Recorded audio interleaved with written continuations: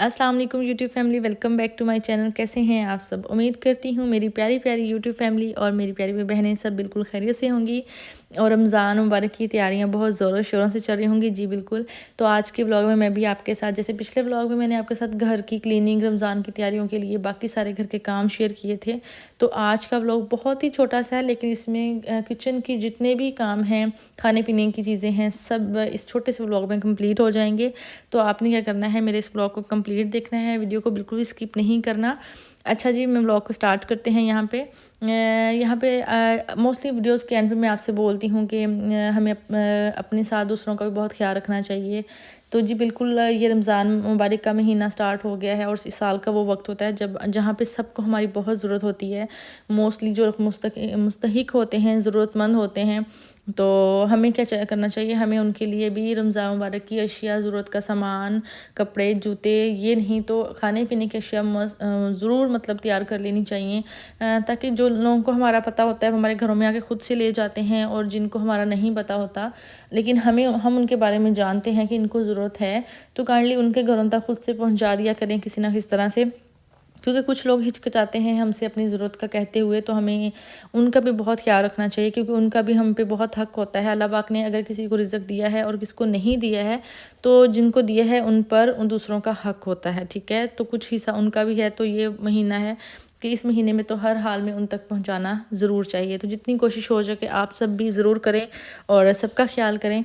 अच्छा, यहाँ पे बस मैं थैलियाँ गिन रही थी, कितनी हैं, छोटी हैं, कुछ कुछ बड़ी हैं, तो ऑलमोस्ट इन माशाल्लाह से 100+ लोगों के घरों में चला जाएगा और हम अपना फ़र्ज़ जो है वो अदा कर देंगे। तो जब ज़रूरत पड़ेगी तो रमज़ान के एंड में फिर से देख लेंगे, या रमज़ान के मिड में। तो बस इसके बाद क्या करेंगे, इनको उठाएंगे और इनको स्टोर में शिफ्ट कर देंगे, और फिर जैसे जैसे लोग आते जाएंगे उनको ये देते जाएंगे। अच्छा, ये था रमज़ान का बहुत ज़रूरी काम, जो शेयर करने का मतलब सिर्फ ये है कि सब लोग मतलब याद दहानी भी हो जाती है, मोटिवेशन भी आ जाती है कि जी हमने भी करना है, हम भी करते हैं, क्यों ना करें। मेरे ख्याल से तो ऐसा ही है, तो करना भी चाहिए। अच्छा जी, चलते हैं नेक्स्ट काम की तरफ। यहाँ पे मैं 2 दिन पहले वीडियो शेयर की थी आप लोगों के साथ, इमली की चटनी की वीडियो, ठीक है? उसमें ये मैंने डिब्बा भर लिया था, ऑलमोस्ट ये तकरीबन हाफ़ रह गया 2 दिन में, और रमज़ान अभी स्टार्ट भी नहीं हुआ। मैं अगेन बनाऊँगी, तो आप वीडियो देख लें और इसको भी बना के रख लें। और इसके बाद चलते हैं जी ग्रीन रायते वाली चटनी की तरफ। ये वो है जिसमें 1 गुट्टी पुदीना, 1 गुट्टी धनिया, ठीक है? आप जितनी भी बनाएं तो बराबर क्वांटिटी की दोनों चीज़ें ले लें, और साथ में मिर्ची आपने अपने हिसाब से लेनी है।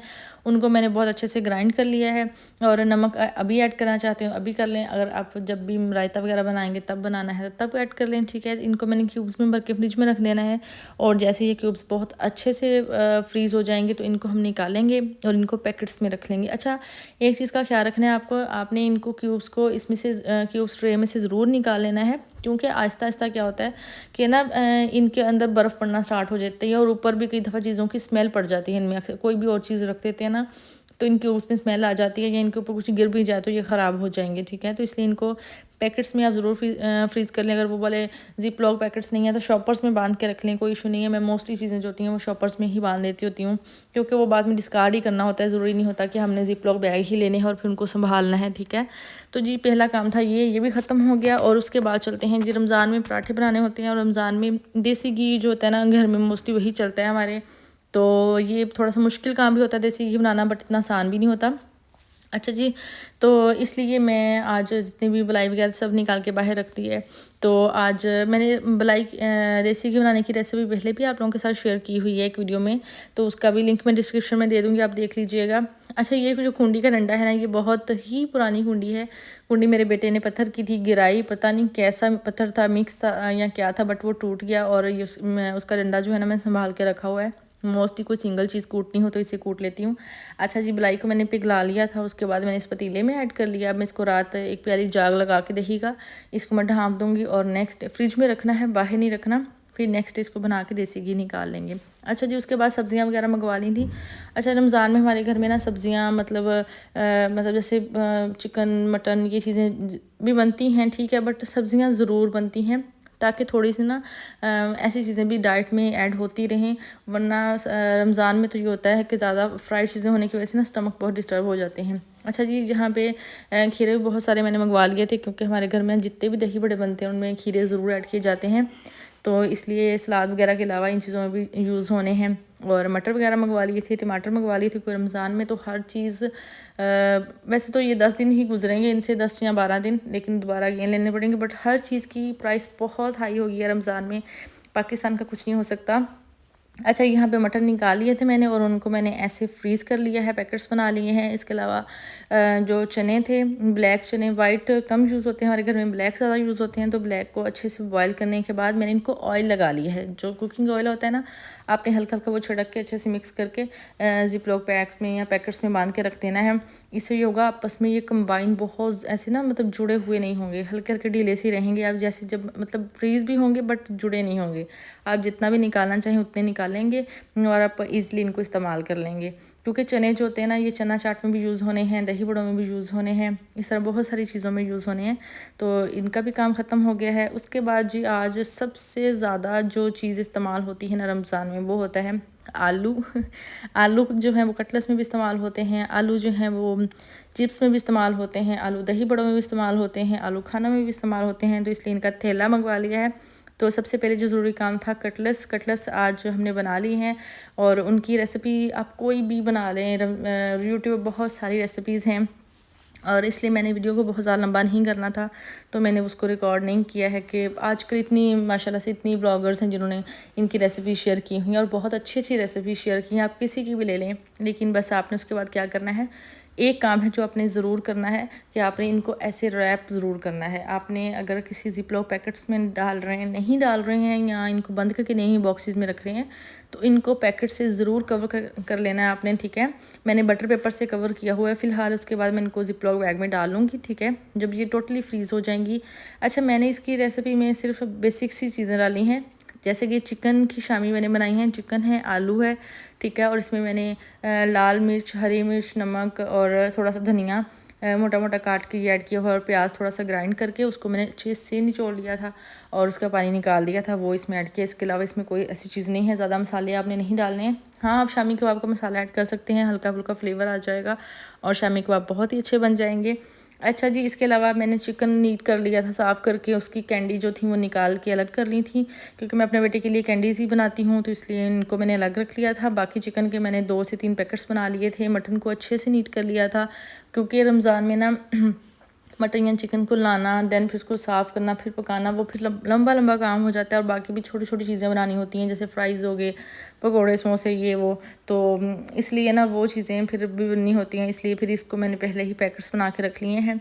कुछ रमज़ान के मिड में हो जाएगा अगर ज़रूरत पड़ी, तो इस तरह ये काम भी थोड़ा सा हो गया है। और काफ़ी हद तक जो रमज़ान के लिए चीज़ें थी ना वो हल हो गई हैं और आसानियाँ हो गई हैं। आप सब बताएं, आप रमज़ान की तैयारियां कैसे कर रहे हैं और आप सबकी रमज़ान की तैयारियां कैसे चल रही हैं। अच्छा जी, रमज़ान का महीना तो आ गया है माशाल्लाह से, इसके बाद ईद भी आ जाएगी और ईद की तैयारियां भी हमने शुरू कर देनी है रमज़ान के मिड में ही। तो आप सब बताइएगा कि आप सब ईद की तैयारियां भी कैसे करेंगे, मेरे साथ कमेंट सेक्शन में ज़रूर शेयर कीजिएगा। लेकिन उससे पहले आप लोगों ने मेरे साथ रमज़ान की प्रिपरेशन ज़रूर शेयर करनी है अपनी कमेंट सेक्शन में। अच्छा जी, यहाँ पे ये सारी चीज़ें जो थी ना, मैंने ऐसे फ्रिज के जो ड्रॉर्स ना निकाल के रखे हुए थे, इनमें रख ली हैं। तो इसके बाद इन ड्रॉर्स को उठा के डायरेक्ट मैं फ्रीज़र में रख दूँगी।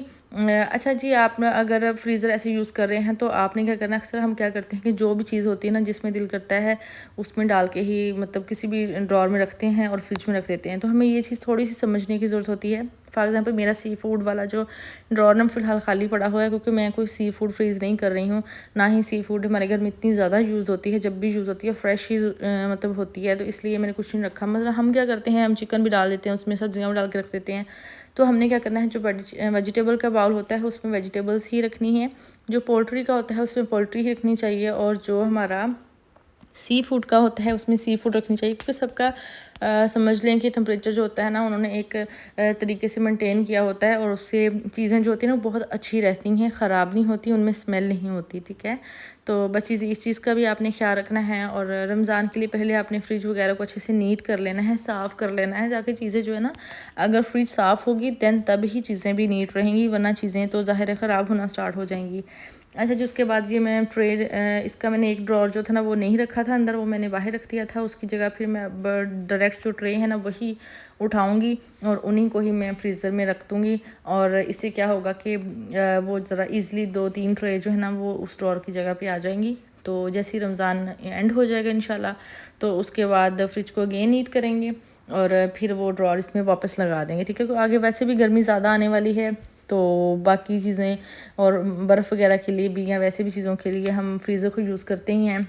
तो फिर बाकी चीज़ों के लिए इसको अगेन हीट कर लेंगे, ताकि जितने भी खाने हम इनमें रख रहे हैं ना, फ्रीज़ कर रहे हैं, वो सारी जो है इनकी जो खुशबू है वो भी तो इसमें से निकालनी है, वरना हम उसके बाद भी रमज़ान की खुशबू लेते रहेंगे कि भाई इसमें हमने ये भी रख के खाया हुआ है और ये भी रख के खाया हुआ है। तो बस यहाँ पे मैं इसको कर दूँगी बंद। और इसके बाद जो साथ वाली फ्रिज थी मेरी, इसको भी हमने नीट कर लिया था कि अगर हमें एक्स्ट्रा ज़रूरत पड़ेगी तो चलें इसमें चीज़ें रख लेंगे, क्योंकि अभी गर्मी का नहीं पता गर्मी की शिद्दत कितनी होने वाली है। गर्मी आहिस्ता आहिस्ता बहुत ज़्यादा आएगी या बहुत कम आएगी, तो इसलिए अपनी सारी प्रिपरेशन आपको पहले से ही कंप्लीट रखनी चाहिए। तो चलें जी, यहाँ पे मेरे सारे काम हो गए थे ख़त्म और मैं अपना चार्जर भी ऊपर ही ले आई थी बिकॉज़ मेरा मोबाइल ऑलमोस्ट बंद होने वाला था और मैं इस वीडियो को ख़त्म करना था, आज मैंने ज़रूर अपलोड करना था। तो बस ये अपना बहुत ख्याल रखें, दूसरों का भी ख्याल रखें, मुझे दुआओं में याद रखें और अपनी प्रिपरेशन भी करें। अल्लाह हाफ़िज़।